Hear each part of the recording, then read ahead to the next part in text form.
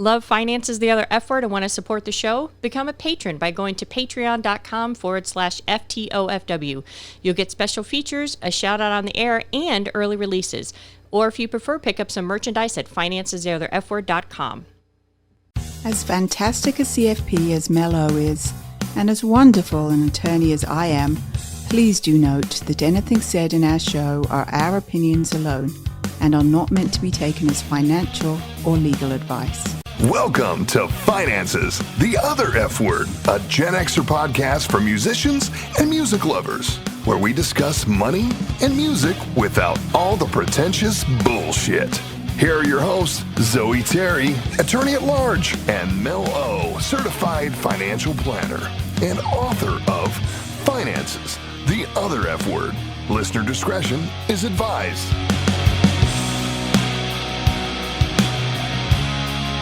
Hey guys, and welcome to Finances the Other F Word. And today on the show, we have Troy Fox, who is a bankruptcy attorney. Now, he is hands down the best dressed person on the show today, even though Zoe is looking pretty spiffy, if I do say so myself. That I usually don't make an effort for our guests and for our audience. But if you look at our YouTube channel, then you know that that's usually the case. But let me introduce Troy to you. So Troy Fox is the managing partner at Crosby & Fox. He specializes in bankruptcy and has been doing it for over a decade. He is also a Chapter 7 trustee for just over 2 years now.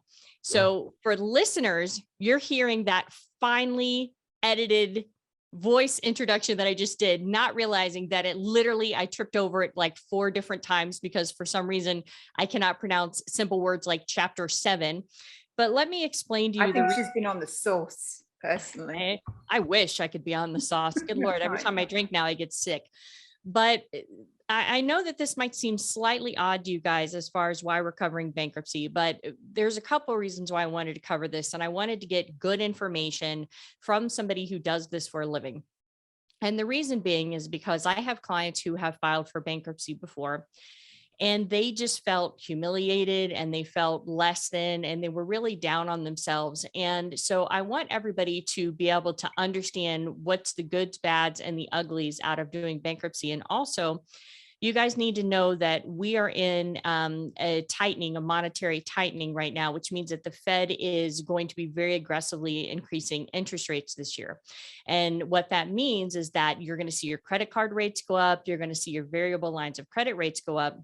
And there's a lot of people who have been carrying debt on variable accounts that might find it a little overwhelming at some point to handle. And so this is the reason why I wanted to have Troy on, so he could talk to us a little bit about it. So if you happen to be in a tough financial situation, you can kind of get a little bit more information on it so you can see if this is something that maybe you need to pursue in your state, because Troy is an attorney in Nevada. So the information he will be providing is for Nevada. As you know, all the disclosures, same thing that Zoe always gives every time that she has to talk about anything legal. So Troy, thank you so much for coming on. Sorry, I kept messing up your intro. Ridiculous amounts of time. Third time's a charm. You did great. Yeah. Actually, thank you for having me on. Yes, absolutely. So let's start with, so what, I guess the first question is I know that a long time ago, there used to be certain things that you could write off in a bankruptcy, and now those things have changed. So can you just kind of use that as a launch pad about things that typically you can write off in a bankruptcy, and then kind of go from there? Okay. So, and it's been this way for a while now. So generally in bankruptcy, there are 3 types of debts that you deal with. There is what's called secured debts, there is what's called priority debt, and there is what's called unsecured debt. So to kind of talk about each one of those, secured debt is where the debt is attached to an asset. So your mortgage is a secured debt, your car loan is a secured debt. It can also include things that you don't expect. When you go to Best Buy and you buy that 65-inch TV with the Best Buy credit card, usually that is secured. If you're using the store's card to purchase an item in the store, usually there's a security agreement in that credit card agreement. Whereas if you use your Capital One or your Chase or not to, any other banking card, typically credit card debt is not secured. But if you're using store financing, it often is. Same thing if you go to Sears or if those kind of places where you get in-house financing, usually there's security interest. Priority debt is typically types of debt that, for various reasons, the government has said is special and usually does not get discharged.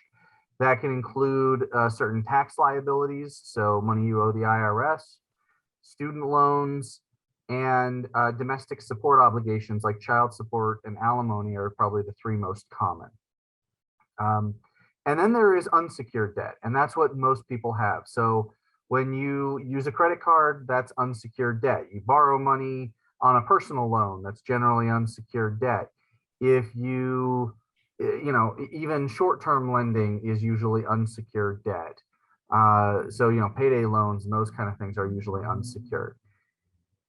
In a bankruptcy, you can get rid of unsecured debt. And there is some exceptions. Usually you cannot get rid of priority debt, though there are sometimes some ways you can discharge student loans. I guess priority gets a little complicated, but as a general rule, it won't go away. It's going to be there after the bankruptcy is done. And then with secured debt, you choose to either return the item or keep the debt. So if you want to keep paying on your house, as long as you keep paying the mortgage, you can keep your house. If you keep paying on your car payment, you can keep your car. What you can't do is say, I want to keep the car, but I don't want to pay anymore. So either you return the item or you keep the asset and keep paying on it. And that's generally how you deal with secured debt. We touched on this a little bit in our episode number 56, How Does Credit Work? And so you guys can go there, and we talked a little bit about the difference between secured debt and unsecured debt. So what I would recommend is you guys who are curious about wanting to learn how to use your credit and understand a little bit better, you check out our episode number 56. So let's say that you have, there's certain kinds of debt that you said that they cannot dismiss. Did you mention hospital bills in there and I missed it? I didn't. Usually medical debt is unsecured and typically it is dischargeable. It will go away. Okay, so medical bills, because with my experience with my clients, the biggest issues that they have are typically medical bills are the biggest that ends up putting them in a situation where they might have to do bankruptcy. And then that would be followed by student loan debt, but loan debt doesn't sound like it is dischargeable. It is generally not. There's all kinds of things going on in student loan debt and bankruptcy, and there have been various pushes to change the rules to make it dischargeable. But as of right now, student loan debt is presumptively non-dischargeable unless you can prove that failure to discharge it will cause an extreme hardship. And to prove whether or not there's an extreme hardship, there's this thing called the Bruner test, which is a test that came out of a circuit court decision. Almost all the circuits have now followed it. I quite frankly don't think it follows what the code says, but every circuit court tends to disagree with me, so they win. But it basically sets a certain standards and bars you have to meet for the debt to be dischargeable. You have to show things like you'd be unable to maintain a minimal standard of living while continuing to pay the debt. You have to show that you've made reasonable attempts to repay the debt. You have to show that there is a change in financial circumstances that is unlikely to change in the future. So it's rare, but not impossible. I did have a case where I represented a lady who was a veteran, had been injured as part of her service, and was literally unable to kind of stay in the same position, sitting, standing, or otherwise for more than about an hour, hour and a half. We were able to discharge student loans for her and show that, she was not going to be able to make enough money to reasonably repay them. So it can be discharged. It's very difficult test. It's very difficult process. Generally speaking, you're not going to get your student loans to go away.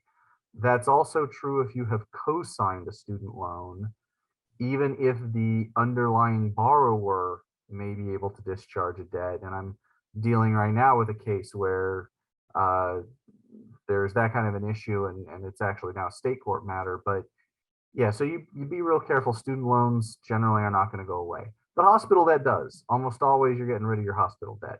And that is one of the biggest reasons people file. Usually it's divorce, medical, or loss of job are the three big ones. Yeah, and with the as far as the medical debt being the primary one, and then the student loan specifically not being dischargeable, what when do typically, so you said just right now that people typically come to see you when they have medical debt, so how can you tell if somebody is, if filing, and we'll get into the chapters here in a minute, but how can you tell if somebody, because we know Troy, and so I'm sure there's a lot of bankruptcy attorneys out there that would probably just take your money and file bankruptcy, but he goes through and he makes sure that it's going to be the right thing for you. So what are the indicators that you would set? Because my understanding is after you file bankruptcy, your credit goes to shit, right? And then it takes at least a year before you can get an unsecured card or some other type of card. So, I mean, filing bankruptcy is a big deal. It is a big decision that happens. So how do you weed out somebody who maybe just needs to do a debt consolidation loan versus going into a full-blown bankruptcy? Okay, so there's about 10 things there. Let me see if I can pick apart a little bit by little bit. Let me start with this. So the impact of a bankruptcy is not always catastrophically bad. In fact, there are some people who will come out with higher credit scores after the bankruptcy than they went or than they had going into the bankruptcy. So, and the reason that happens is if you have multiple debts that you are defaulting on. So let's say you have, 6 credit cards, and you're trying to pay one, and then you try to pay another, and you drop one, right? One of them, you're like, I can't pay credit card A this month. Credit card A now starts to report to your credit report that you have defaulted. Often those reports have universal default provisions. So now your interest rates are going to skyrocket on your other 7 credit cards. So now you can't make credit card payment number 2. So now credit card B or 2 or what, is defaulted, and then 3, and then 4. And you don't have just one creditor badly reporting. You have 3, 4, 5 creditors every month. You didn't pay. You're farther behind. And that tanks your score. That hits your score. When you file a bankruptcy, all of that stops. All of the negative reporting stops. Every one of those cards puts a little stamp on there that says bankruptcy or discharged in bankruptcy or something, with a bankruptcy reference. And they stop the negative reporting. And so then you're left with some of your secured debts, and sometimes they'll stop reporting as well, but you stop getting the constant negatives every single month. So there actually are people who will have, literally 400, 410, 415 credit score who come out of bankruptcy and bounce up into the 550s, and go higher. As to unsecured debt, once you get a discharge, depending on the chapter of bankruptcy, typical chapter 7, which is what most people think of in bankruptcy, you file a bankruptcy, you're usually done in about 4 months. You get your discharge, meaning the court says you don't have to pay it back, you're done. You will get credit card offers the next week. They will come in the mail. They will be very low balance and very high interest, and they're terrible credit cards, but you can get one the following, literally the week after. There are companies that search, they want to know everybody who's getting a discharge. They get your name and address because it's public information when you file, and these companies will start sending you credit card offers. Hey, welcome back. Here's a $500 credit card, with a 30% introductory interest rate. They're terrible cards, but you can get unsecured debt fairly quickly. Usually it's secured debt, houses, cars, larger purchases.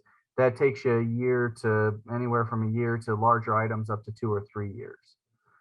And so, it doesn't take quite as long as you think, but it does. And it is a negative impact on your credit. Isn't going to be something that's good. and it's not a decision that you should look at easily. How do you know if a person should file? Well, the first thing I'm going to look at generally is what kind of assets does the person have to protect or keep? And this is where individual states matter, because the assets that you get to keep vary state to state. Nevada has some incredibly generous, what they call exemptions, or things that you get to keep, protections in bankruptcy.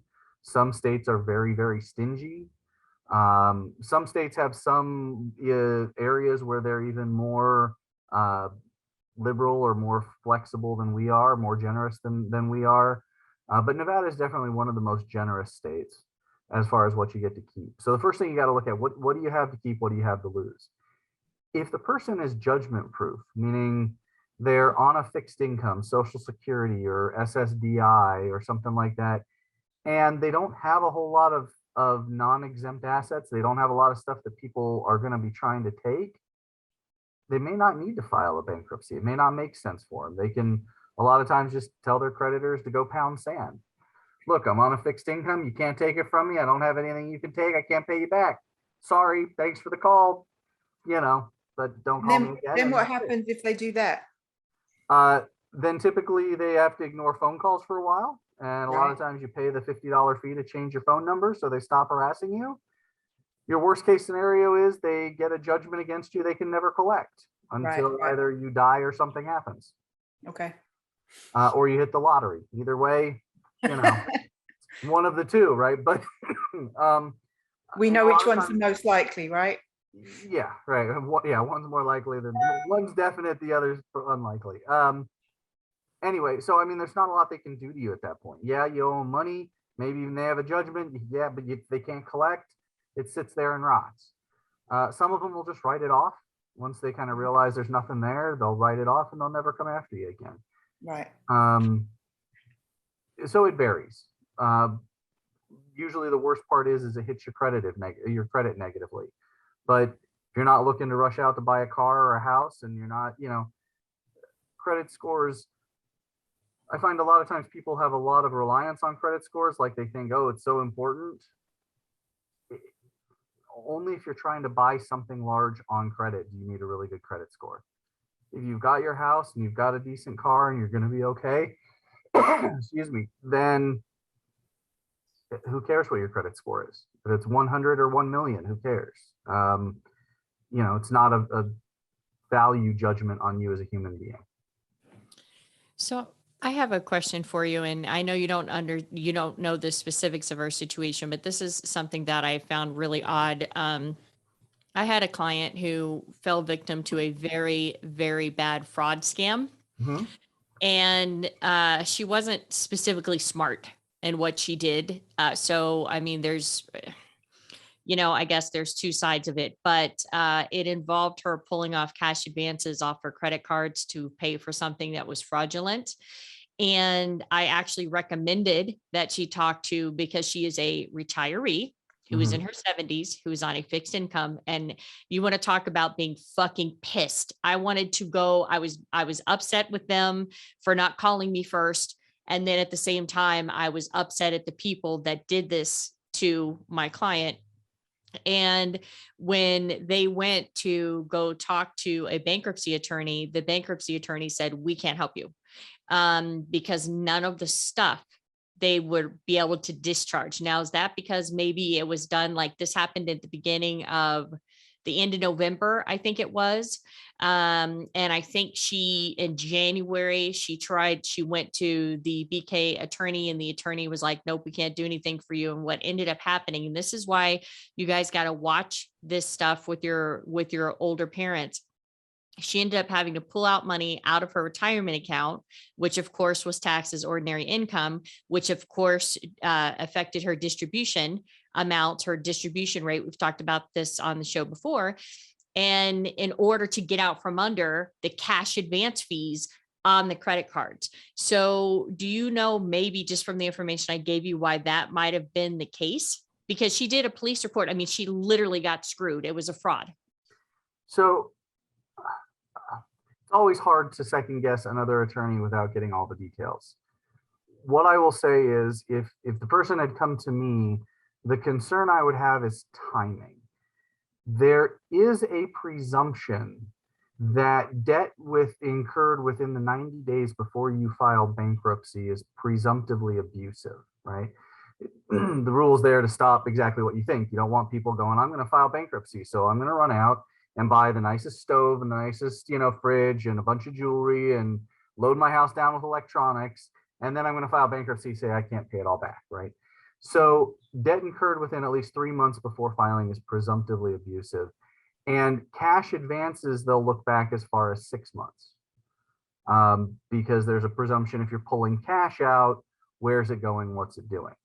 But it's a presumption. So what it means is if she were to file, it is likely that the credit card company, at least one of them, possibly more if she's used multiple cards, will show up and say, hey, you got 20, I don't know how much we're talking, 2,000, 5,000, 10,000, whatever in cash advances. That's presumptively abusive. We're going to file an adversary and ask the court to force you to repay that.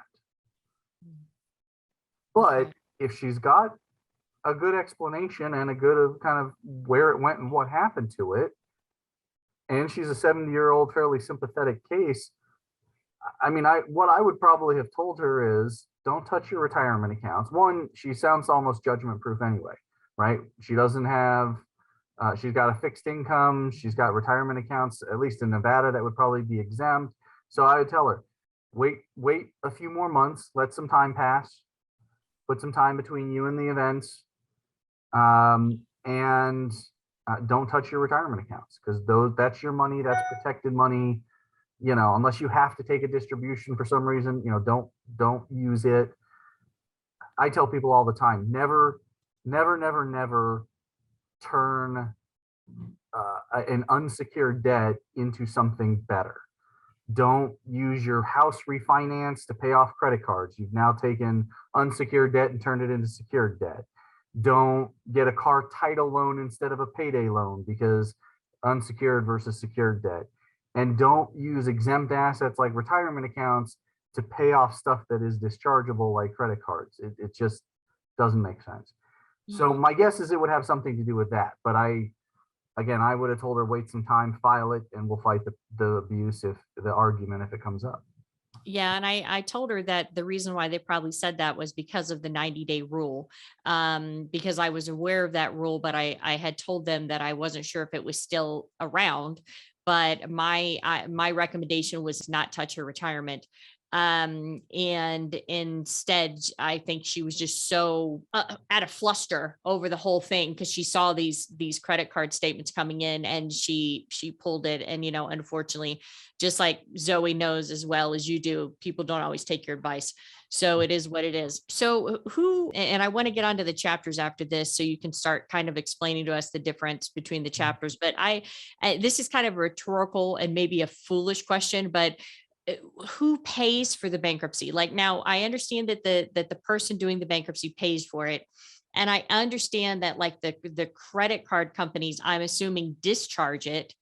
And so they discharge it from, like, the person, and then they take it as a loss on their books, which might end up meaning higher interest rates for other people, depending on your credit, and it kind of flows out from there. But in these really big things, like, is everybody who has the debt that the money that they gave you, everybody's just on their own, as far as they all eat it? As far as, okay, it's a bankruptcy, that means this person doesn't have to pay it and they owe it to you, so now you just have to figure it out yourself and you eat it? Or do they in turn get to write that off on taxes? Or, I mean, is it, I guess I want to know, where does the debt stop rolling? You know what I mean? Does it make sense? Sure. So I think the short answer is yes, the creditor ultimately is going to eat it. So if I represent a client, let's say in a civil suit, and I rack up, $20,000 in attorney's fees, and they file a bankruptcy, more often than not, I, as the attorney, eat the fee. There's nothing that, unless it's somehow secured or otherwise, that's it. I eat it. I take it as a loss on my, taxes. I get whatever benefits or, perks I can get from the fact that I've had to take it as a loss. But Yeah, I mean, ultimately they eat it. And a lot of times people will, that's one of the concerns they have when they file bankruptcy is, well, I really like my orthodontist. I don't want to have to include the $2,000 I owe to him or her. Or, well, I really like this person. Or, you know, my mother lent me $5,000. I don't want to put her in the bankruptcy. Unfortunately, bankruptcy is an all or nothing deal. You list all of your debts or none of your, or you don't do it. Right. Now, if you choose to repay people after the bankruptcy because you want to, nobody's going to stop you. They just legally can't collect from you. Right. Okay. But But yeah, I mean, you know, you look at big companies, right? And you look at your Chase card or your Citi card or those kind of things. Well, the reason they charge you interest on those loans is because they're assuming, look, out of every $1,000 we lend, we're gonna, you know, 100 of it's never gonna repay us or whatever. You know, they assume that there's gonna, so they charge interest. And when you're paying interest not just for your risk, but really for everybody's risk. The higher risk you are, the more individual interest you may pay. But, you know, most credit cards are, you know, 9, 10, 12, 15%. Why are they so hard? Why are they so high? Even if I've got a great credit score, why is it a 12% interest? Well, because they're assuming that at some point things may happen beyond your control, and, you know, they're accounting for everybody. So, you know, you work that into the process. Yeah, and Right. we've discussed that on the show numerous amount of times, and we've talked about it from an insurance perspective, and it's called the law of numbers. And so we have touched on that before, and so you can go back and find those episodes and everything. So tell me, I know that there's all kinds of different chapters for bankruptcy, and I know that you don't do business bankruptcy, but like I didn't even know until I talked to you that there was chapters specifically more for personal bankruptcy, and then there's chapters of bankruptcy for businesses. I honestly thought that you had four different types of bankruptcies you could file, and depending on the severity or the information, the details of your situation, was which one you did. Obviously I'm completely wrong on that, so educate me on what the different chapters do, so that if we have listeners that are listening, they can start trying to get an idea if their situation is even something that might be improved by bankruptcy. Sure. So, officially, as far as I guess the available types of bankruptcy, you have Chapter 7, Chapter 13, and this isn't obviously in numerical order, but the order I'll discuss them in. Chapter 7, Chapter 13, which are generally consumer bankruptcy chapters. Chapter 11, which is usually a business bankruptcy. There's also technically Chapter 12, which is specifically for farmers and fishermen. Or fisher persons. And there's Chapter 9 for municipalities. So there are some, we won't get into 9 and we won't get into 12. At least I here in Las Vegas don't deal with a lot of farmers or fishermen. But why do they have their own chapter though? That just intrigues me. Sure. So it's because of the way that they typically have their income streams. Farmers and fishermen don't usually have steady month-to-month income streams. They have very large payments that come in annually or biannually or very seasonally. And so it's just because of that, they create ways for them to have payments to that fit into that kind of a scheme. So generally for consumers, for individuals, there are Chapter 7 and Chapter 13. Chapter 7 is what most people think of when they think bankruptcy. That's your kind of quick and dirty bankruptcy. That's your in and out fairly quickly. You file, you indicate that you just don't have enough money to repay your creditors. You list all your assets, you list all your debts. A Chapter 7 trustee is appointed to review all the information and make sure you're not hiding anything. You have a meeting in front of that trustee where they're going to ask you some general questions under oath, and then you get a discharge and you're done. Now, there are income limits on that chapter, depending on your household size. There are rules about who can and cannot, file. There's this test that Congress created in 2005 called the means test, That's going to look at your income over the last 6 months to determine kind of what your annual income likely should be. There's all kinds of rules, I guess, that go into that, but generally Chapter 7 is what most people file. It's the most common, and it's what, most people think bankruptcy, they think Chapter 7. Chapter 13 is what's often referred to as a reorganization. And a Chapter 13 is generally used in one of two circumstances. One is if you make too much income to qualify for a Chapter 7, then you often have to be a Chapter 13. The second reason is if you're trying to preserve secured assets. So this is the bankruptcy. 13 is what people file when they're 6 months behind on their home mortgage and they can't get a loan modification and they don't want to lose their home. Or they're a couple months behind on their car, but they really can't afford to lose it, but they're back to work and they could catch up, but the company's not giving enough time, those kind of situations.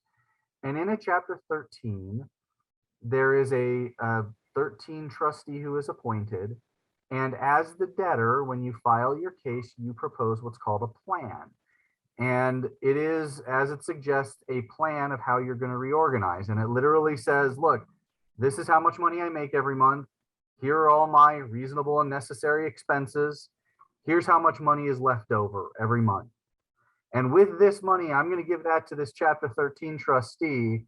And I want them to take this money and here's what they're going to do with it. They're going to repay the arrears on my mortgage. They're going to repay the arrears on my car. They're going to pay off that tax debt that, I have from last year that I haven't been able to get rid of. And it, the money kind of waterfalls down into who gets paid how much over what kind of period of time. And if you file a 13, typically you're in it for at least 3 years. You can be in it as much as 5 years to repay and catch up. And that's usually when people are filing a 13 is because they want to keep something, but they need time to get caught up on payments. Now, individuals can file a Chapter 11. There are individual Chapter 11s. They're just really expensive. It's unusual for an individual to file a Chapter 11. Your filing fee alone is almost $2,000 to file a Chapter 11. It's a lot more expensive. But there are some individuals, if they have multiple properties, like rental properties or things like that, where they put them in their name instead of an LLC or some kind of entity, or for whatever reason, may have to file an 11. There are also debt limit issues in a chapter. In a 13, you're only allowed a certain amount of secured and unsecured debt. So if you have more than what's allowed, you have to file it as an 11. But most of the time, Chapter 11 is for businesses and it's for business reorganization. And within Chapter 11, there's now what's called a Subchapter 5, which is specifically a bankruptcy designed as a Chapter 11 for smaller businesses. If you're a small business, that's a Chapter 11 that's supposed to be for you. Now, I hate the term small business because most of the time I'm not talking about mom and pop, the guy who's running his own landscaping business, or the couple who's doing their own cleaning business, or those kind of things. You're still talking about a business likely with 10 or 12 employees where you're generating revenue. Even small businesses are small business chapter, subchapter 5s. Cost wise on a bankruptcy is still going to run you 5 figures, $10, $20, $30,000 to kind of get through it at least. So if you're not a business that can pay that, you're really still not a Chapter 11. Otherwise, Chapter 11s, regular Chapter 11s are for businesses, usually much larger businesses. And that can be anything from 50 employees to Caesars Entertainment, who recently filed, and had to go through a bankruptcy restructuring. So Chapter 11 is though for those businesses. I just wanted to ask, what are the filing fees for Chapter 7 and Chapter 13 bankruptcies, or do they vary depending on the size? I can tell you in Nevada, I think because it's federal, I think it's fairly standard. If not, you can always check your local bankruptcy's website. They have them displayed, under, there's a fees section. In Nevada, at least, it's $338 for a Chapter 7 and $313 for a Chapter 13, I believe, are the current fees. Okay. So a big difference between that and the Chapter 11. Yes, 1790 something is the filing fee for Chapter 11. Okay. $1,700 and something, $97. I think. So to play devil's advocate to this, if you're and everybody's in different financial places in their life, just as there's different times when you distribute out money for different reasons when you have financial portfolios. Why not file bankruptcy? If, let's say, the worst thing that happens is that my credit goes to shit, but then I can rebuild it, because people file bankruptcies all the time and then eventually they redo their credit. Why would not everybody just be getting loans and then filing bankruptcy? Well, I think first of all, I don't think I've ever had anybody come into my office who was using bankruptcy as part of a planned strategy. Most people who borrow money want to repay it. So I guess there's a certain moral reality that people, most of the time are borrowing money with the intent to repay it. They may want something now, but usually people are in my office because of the unforeseen circumstances, the unexpected medical debt, the unexpected divorce that now 2 income one household goes to 2 incomes two households, or gets now you're dealing with more expenses, or job loss, often long-term job loss that they just didn't expect. As far as why not do it, well, there are quite a few protections in the bankruptcy system to try to avoid fraud.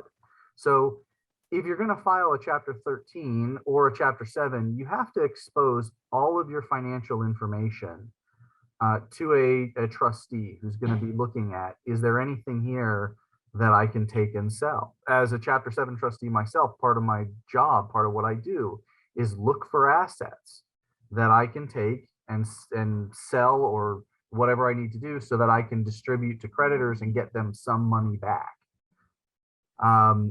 In a Chapter 13, the Chapter 13 trustee is going to look at, okay, what can you really afford to repay to these people? And while you're in a Chapter 13, whether it's 3 years or 5 years, during that entire time, you're not allowed to take out debt without permission of the bankruptcy court. You're turning over your financial information, typically at least your tax returns, every single year. You're subject to a trustee who at any time can tell you, hey, there's if they have a reason, I suspect you're making more money or something's changed, they can request that you provide them updated financials, and you're obligated to comply. So, and nobody wants to be nannied, I guess, if they don't have to be. I don't think there's a trustee out there that is trying to make people feel bad for filing bankruptcy. Most of them are very respectful. They're very, honest. They're decent people. They're not trying to make the process harder. But who wants to constantly know that I'm making a plan payment every single month to my trustee, and if I don't, and I default and my case is dismissed, all of the work I've done goes away? Or in a Chapter 7, people don't file it for fun. Nobody, it's not meant to be a mean process, but nobody wants to take the credit hit if they don't have to. So, I mean, I think those are kind of the reasons why people don't all do it. And at some point, sometimes creditors get smarter and stop lending you as much money. Mm-hmm. And so this is one of the whole reasons why I wanted to talk about personal bankruptcy, and you hit on it, versus corporate bankruptcy, because this is what's always fascinated me. And this comes down to behavioral finance, which we've talked about a lot on the show, is that a personal bankruptcy is a moral decision, because you've taken out money and you morally, most people want to pay it back. For a business, they don't give a shit. They will file for bankruptcy protection very fast at the blink of an eye. Although I'd give you a little bit of pushback on the businesses just file at the drop of a hat. But I love it. I love it. Yes, please give me pushback. So, Mel, I would argue with you a bit on the idea that businesses file bankruptcy at the drop of a hat. There are some, I'm sure, that take advantage of the system, but most companies don't want to have to expose their financial situation to a bankruptcy court, to a creditors committee, most of them try to keep very tight. They only report to even the FCC or other organizations what they have to. They don't want, and when you go into bankruptcy, all of that stuff can go into the open. And while there are some ways you can keep some of it under seal and some of it under wraps, the reality is you're showing a lot of people the ins and outs of your business and letting them put their 2 cents into how you've been running it and whether Including or your not you should competitors, still be right? running it. I'm sorry, Zoe? Including your competitors, right? Yeah. So I don't know that they rush into it. They may take advantage of it. And what you often see is larger companies will try to do what's called a pre-structured or a kind of a pre-arranged bankruptcy. In a Chapter 11, you also have to file a plan and you have to file an indication of how you're going to reorganize. And in the bankruptcy in an 11, you have a time frame in which you can kind of get that together. You can negotiate with creditors. You can kind of work some of those out. If you're a larger company, you may work a lot of that out ahead of time with your competitors and say, look, we're not doing so well. We're going to have to file. Here's how I'd like to treat how much I owe you. You know, here's what I'd like to do. And if you're a vendor or you're somebody who, let's say Caesars, you know, or some large company owes money to, you have to look at the choice and say, all right, I can agree to get X amount and know that at least I'm going to walk away with this. Or I can say no and take my chances on what happens when they get in and are dealing with all these other people. And, you know, and there are all kinds of rules about how many people, how many of your creditors have to agree to your plan and who votes. And again, you do a whole segment, but it's a complicated little process. If you're a big company, you work that out before you go in. So you see large companies, they go into bankruptcy court and it seems like 6 months later, they're done and they're okay. Now they're off to the running. They've probably been planning it for a year plus and already trying to negotiate and get people on board before they ever file it. And so, you know, and there's exposure that comes with bankruptcy. But I do agree there's not the moral implications. Nobody shows up to a party and goes, hey, I just got my bankruptcy discharge. I'm done. Woo! You know, companies, on the other hand, hey, we just got out of bankruptcy. Woo! You know, we get to move forward. So there is a very different moral implication, but I don't think that any company rushes into it. And I love the pushback, and doing what I do for a living. I see so many companies that have stocks that go into bankruptcy, that have all of these situations, and they do, and it's exactly that, Troy. I see them go in and I see them come out immediately, and I'm like, how the hell did that even happen? And so thank you for clearing that up for me. The last thing I would say is this: to anybody out there who's sitting there going, you know, feeling bad or you know, feeling unsure about filing a bankruptcy, feeling it's a moral thing, you'd be amazed how many very wealthy and successful people have at one point in their life filed a bankruptcy. I mean, we all know Donald Trump, right? Numerous times businesses have filed and all kinds of things. But I mean, some of our founding fathers had to go through bankruptcy processes. I believe it was Ford had to file a bankruptcy prior to actually starting the Ford company. There's just, you can look it up on the internet. A lot of people have done it, and it's created an opportunity to restart and rebuild and go do something better. Our saying here at Crosby and Fox is the future is a bright light, and we believe that. Bankruptcy is a step to help you move forward, and it's in the Constitution. It's been there for years. It literally is part of our founding, is that the framers of of our country said sometimes people need an escape hatch. They need to be able to start over. So, and a lot of people have filed. Nobody knows, right? You don't ask people. Nobody, that's not something you ever go to a group of setting and be, hey, did you ever file bankruptcy before? I mean, you probably have never even asked your friends, right? You may have had people you've known for 20 years, and you'd be shocked how many of them will say, I filed bankruptcy if it came down to it. If you have to, it's there for a reason, and you're not alone. And it's nothing to be ashamed of. If you're faced with this, I don't want you to feel bad about yourself. And I want you guys to just get your shit together and do what you need to do and move forward, so that wherever you are now, you can get to a better place in the future. So Troy, where can everybody find you if they have questions? Obviously, if they're residents of Nevada, where can they get a hold of you? Yes. So we practice in, I guess, Las Vegas, in Clark County, kind of that surrounding area. Crosby, our website is www.crosby-fox.com. little hyphen in the middle. My email is tfox@crosby-fox.com. T as in Troy, F-O-X at crosby-fox.com. You can shoot me an email. Our phone number is 702-382-1007. You can always call. It's better to seek advice early than late, because all the time I get people who come in, we drained our 401k, we drained this retirement, we drained this account, and now we have to file bankruptcy. And I'm like, you would have come 7 months ago, you'd still have a 401k, you'd still have some savings, you'd still have these things. Do it earlier and you'll be in a better position in the long run. We really appreciate you coming on and sharing your knowledge with us. We really appreciate you guys listening, and you can find us on our social medias at Finance is the Other F Word. You can find me on TikTok at FTOFW_podcast, and of course on our YouTube channel. And with that, I think that's it. Thank you. Absolutely. For having me. Thank you for listening. Please check back for upcoming episodes and follow us on Twitter, Instagram, and Facebook at Finances, the Other F Word.